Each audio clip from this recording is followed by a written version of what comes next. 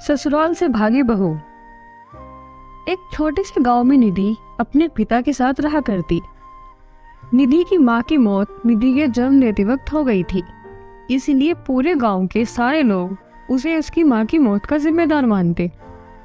इसी कारण कोई लड़का भी निधि से शादी नहीं करना चाहता। सबको डर लगता कहीं निधि से शादी करके उनकी भी मौत ना हो जाए। निधि की धीरे धीरे शादी की उम्र निकलती जा रही थी। उसके पिता रामलाल को हर वक्त बस अपनी बेटी की चिंता सताती रहती। ऐसी बात नहीं थी कि निधि अकेली थी। निधि का एक भाई भी था। उसके बड़े भाई का नाम राकेश था, लेकिन राकेश ने शहर में पढ़ाई करने के साथ साथ शादी भी कर ली थी और अपने परिवार से सारे रिश्ते नाते तोड़ दिए थे। एक दिन निधि के लिए पंडित जी एक रिश्ता लेकर आते हैं। देख भाई रामलाल, तुम्हें भी पता है तुम्हारी बेटी की शादी होना कितना मुश्किल है। आज बड़ी मुश्किल से एक रिश्ता मिला है। लड़के की उम्र थोड़ी ज्यादा है, लेकिन लड़का बैंक में नौकरी करता है और सैलरी भी बहुत ज्यादा है। अगर तेरी बेटी की शादी इस घर में हो गई तो रानी की तरह राज करेगी। लेकिन पंडित जी, अगर लड़का इतना ही काबिल है तो हमारी लड़की से शादी क्यों करना चाहता है? उनके बेटे के लिए तो रिश्तों की लाइन लगी होगी। अरे भाई, अब तुमसे क्या छुपाना। लड़के वालों को दहेज थोड़ा ज्यादा देना होगा, बस उनकी यही मांग है। दहेज में लाखों रुपए मांगते हैं, सोने चांदी की चीज मांगते हैं। अगर तुम इतना इंतजाम कर सकते हो तो बताओ, आज ही रिश्ता पक्का कर दूंगा। पंडित की बात सुनकर रामलाल दुविधा में पड़ जाता है, क्योंकि एक तो उसकी बेटे की शादी की उम्र होती जा रही थी, दूसरी तरफ उसके पास इतने पैसे भी नहीं थे कि वो इतना सारा दहेज दे सके। लेकिन तभी पंडित बोलता है, देख भाई रामलाल, मेरी एक सलाह है। तू ये घर बेचकर अपनी बेटी की शादी कर दे, क्योंकि तेरा बेटा तो तेरे पास रहता ही नहीं है। तू भी अपने बाकी का बचे दिन किसी आश्रम में काट लेना। देख ले भाई, ऐसा रिश्ता तो पर नहीं मिलेगा। मैं तो तेरी भलाई की कह रहा हूँ। रामलाल के पास अब कोई और रास्ता नहीं था, इसलिए वो रिश्ते के लिए मान जाता है। कुछ दिनों के बाद वो अपना घर बेचकर दहेज के आधे पैसे लड़के वालों को दे आता है। लेकिन रामलाल लड़के को देखकर समझ जाता है कि उसने बहुत बड़ी गलती कर दी। लड़के की आंखों को देखकर ही पता चल रहा था कि वो कितना बड़ा शराबी है। लेकिन अब क्या होता, अब तो बहुत देर हो चुकी थी, क्योंकि अब ना रामलाल के पास घर बचा था और जो दहेज के पैसे देने थे वो रामलाल पहले ही दे चुका था। इसलिए वो अपना मन मारकर चुप रह जाता है।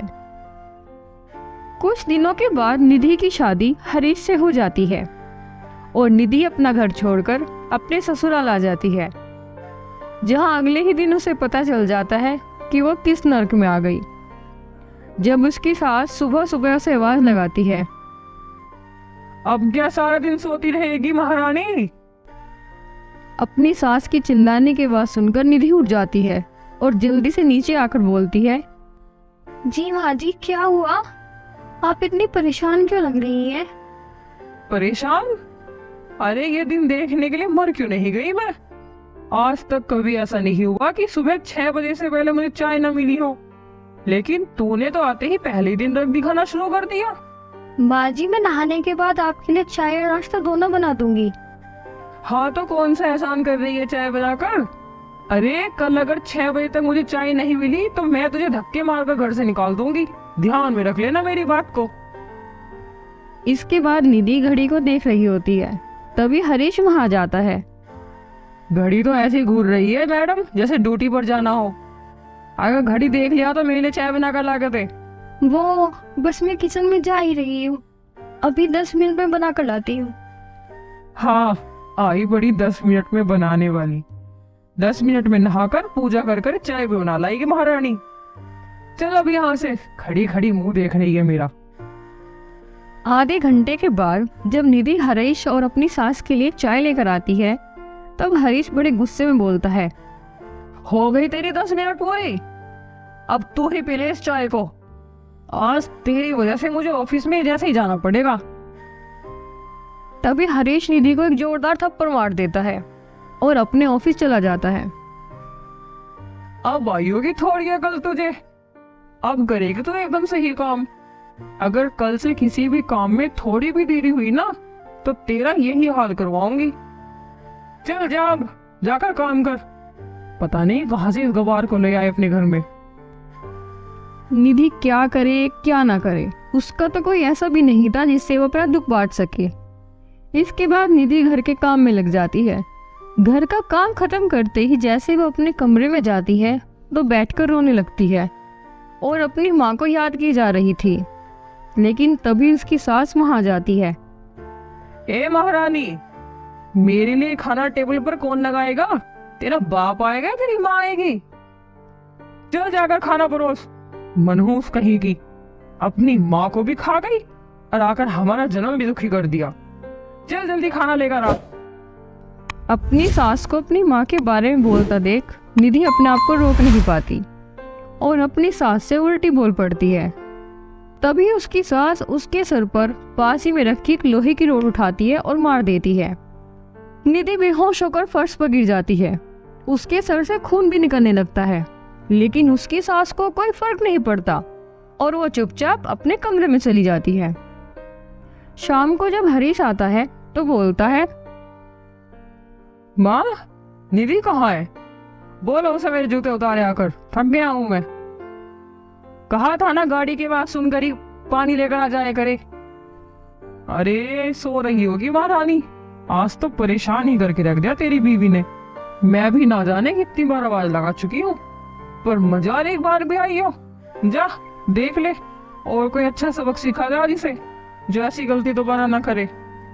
अरे माँ, मैं कहता हूँ इसे माई के छोड़ाऊं, फिर आएगी इसे अकल। अरे कहाँ का माई का, कौन सा माई का? बाप ने तो घर पहले ही भेज दिया, भाई ने पहले ही आना छोड़ दिया। अब इन भूखे नंगे परिवार की बहू लाकर तो यही होगा। हरीश कमरे में जाने लगता है। कमरे में देखता है निधि फर्श पर पड़ी हुई है और उसके सर से खून निकल रहा है। हरीश ये देखकर घबरा जाता है और निधि के पास जाता है। चलो शुक्र है मरी नहीं महारानी, वरना बाकी की उम्र जेल में काटनी पड़ती। निधि को घायल देखकर भी हरीश को उसकी चिंता नहीं थी कि निधि को इतनी चोट कैसे लगी। इसके बाद हरीश एक डॉक्टर को फोन करके घर बुलाता है और निधि का इलाज करवा देता है। थोड़ी देर बाद निधि को होश आ जाता है और वो अपने सामने डॉक्टर को खड़ा हुआ देखती है। तभी डॉक्टर बोलता है, वैसे तो होती है मार खाने के लायक, लेकिन बहन जी इतनी जोर से मत मारा करो कि मर ही जाए। मर जाए तो कोई परेशानी नहीं होगी, बहू तो मिल जाएगी। अपना लड़का ही इतना काबिल है, लेकिन पुलिस का चक्कर है ना, वो थोड़ा परेशान कर देता है। डॉक्टर और उसकी सास की बात सुनकर निधि डर जाती है। तभी उसकी सास बोलती है, बचा लिया तुझे डॉक्टर ने, कल मुंह ही कहीं की। तूने तो हमारे घर का माहौल ही खराब करके रख दिया। इस बार तो बच गई, लेकिन अगर दोबारा ऐसी गलती की ना, अगली बार नहीं बचेगी। अरे माँ चुप हो जाओ, मैं डॉक्टर को छोड़कर आता हूँ। इसके बाद सास भी अपने कमरे में आ जाती है। निधि बस रोते ही जा रही थी। इस घर में ना उसकी सास उसकी थी, ना ही उसका पति। अगली सुबह, माँ तुम ही दे दो आज चाय बनाकर, वो तो पता नहीं उठेगी भी कि नहीं। ये होती ही ऐसी है, जरा सी चोट लगकर ड्रामा कर दी है। अरे इतनी चोट हमें लग जाए कोई फर्क नहीं पड़ेगा।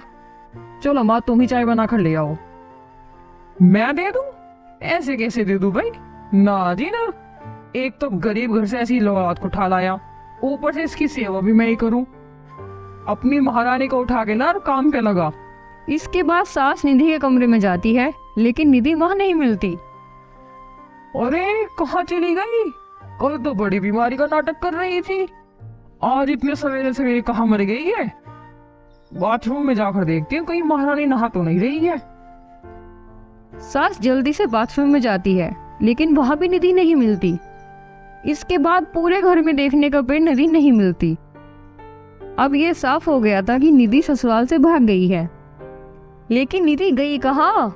उसके पिता ने तो पहले घर बेचकर न जाने कहाँ ठिकाना बना लिया था। दूसरी तरफ उसके भाई ने उनसे कोई मतलब नहीं रखा था। उसका पति भी इतना बेरहम था। बेचारी निधि कहाँ जाएगी? अपने ऊपर इतने अत्याचार को कैसे सहेगी? क्या वो बदला लेगी या फिर इसी नर्क में दोबारा आएगी? दूसरे पार्ट में हम जानेंगे कि आगे क्या होगा।